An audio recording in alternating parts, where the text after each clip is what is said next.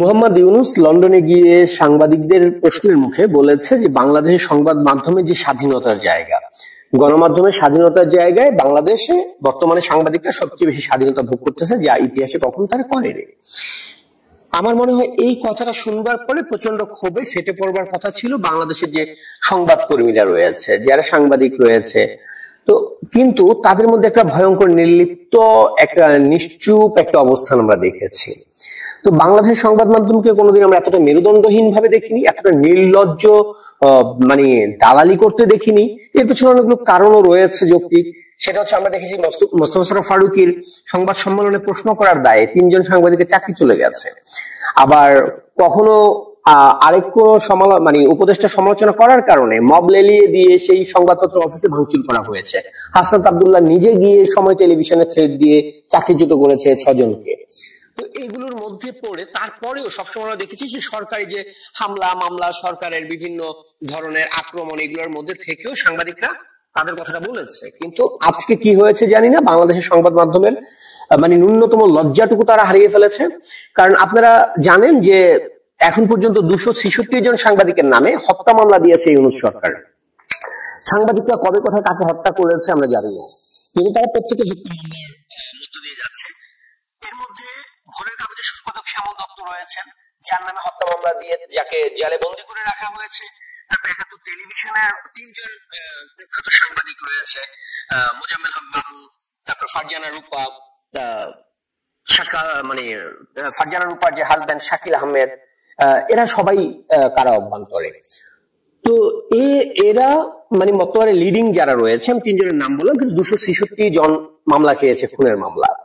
সবচেয়ে আশঙ্কার জায়গা হচ্ছে শ্যামল দত্তের পরিবার থেকেই জানানো হয়েছে যে শ্যামল দত্তের নামে এখন পর্যন্ত 3 বার তারা হচ্ছে জামিনের আবেদন করেছে। সেই 3 বার জামিনের আবেদন করার পরে 3 বারই নতুন করে 3টা হত্যা মামলায় শ্যামল দত্তকে ঢুকিয়ে দেওয়া হয়েছে। আর বিচার কোন রকম তদন্ত চলছে না, কোনো কিছু চলছে না, শুধু জেলে নিয়ে তাদেরকে বন্দী করে রাখা হয়েছে বিনা বিচারে।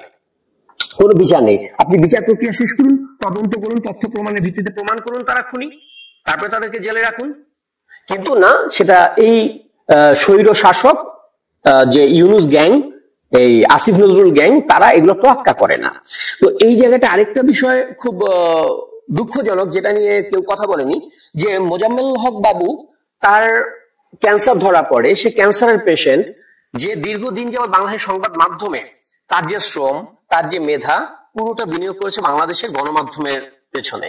অথচ এই গণমাধ্যম আজকে পুরোপুরি নিশ্চুপ, যখন মোজাম্মেল হক বাবুর মতো একজন যে সাংবাদিককে জেলে বন্দী করে রাখা হয়েছে এবং সে ক্যান্সার পেশেন্ট, তাকে চিকিৎসা করতে দেওয়া হচ্ছে না। এবং মোজাম্মেল হক বাবুর পরিবারের লোকজন বাইরে যেতে পারছে না কারণ সিকিউরিটির কারণে। কখন মব এসে তাদেরকে অ্যাটাক করে, তার পরিবারের লোকজন তার বাড়িতে থাকতে পারছে না, তারা এক এক জায়গায় আত্মগোপন করে থাকছে শুধুমাত্র মব লেলিয়ে দেবে এই ভয়ে। এবং এই পুরো ব্যাপারটা আসিফ নজরুলের পরিকল্পিত, যে কেউ যদি জামিনের আবেদন করে তাকে একটা মামলা দিয়ে দেওয়ারও, যাতে ওদের নামে মামলা বাড়তে থাকুক। যেরকম মোজাম্মেল হক বাবুর ফ্যামিলি থেকে জানানো হয়েছে যে এখন কিন্তু কয়টা মামলা যে হয়েছে মোজাম্মেল হক বাবুর নামে তারা জানে না, তাদের কাছে কোনো তথ্য নাই, কারণ প্রত্যেক দিনই মামলা দিচ্ছে।